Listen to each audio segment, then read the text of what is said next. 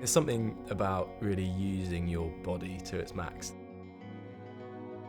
Found that I could run fast, I enjoyed the training, and then properly started sort of at the end of my time at school.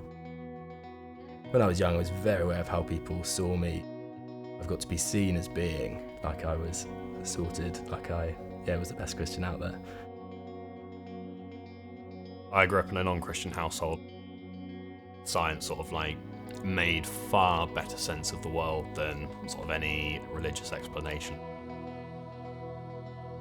Growing up, balancing just loving life, but questioning okay, God, you're good and you are a God of hope, but how are you a God of love when this is happening? Because I was seeing people around me living these Christian lives, being a Christian means doing this, I would really muck up. Actually, I had no way of dealing with that. Everything was based on what I was doing. Probably till the end of our life, there's going to be stuff I wrestle with, issues in the world or things in my life that don't go the way I would plan.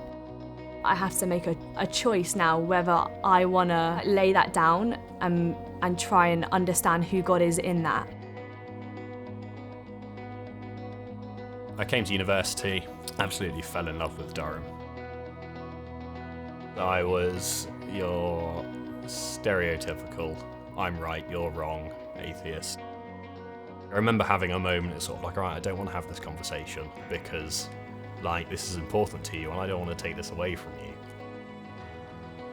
I left that conversation with a lot more questions than I arrived. I'd answered the biggest question of life without taking the trouble to examine the evidence. Why am I living a life that is trying to justify myself? If I could do that, Jesus wouldn't have had to come. He wouldn't have had to come and die this horrific death on a cross so that I could know God. There would be no need for it. Christianity can't be about just what I do. Jesus came and no one recognised him because he wasn't what they thought he was. And so my understanding what I think you're like might be totally wrong. He came for the social outcasts, he came for the high flyers. When I open the Bible, when I read it, when I hear God's verdict on me as one who is deeply, deeply flawed, but deeply, deeply loved, it's transformational, I guess. He knew when he created us the way we're going to live. They are loved because of who they are. They were loved from the moment they were born, and they will be loved to the moment they die.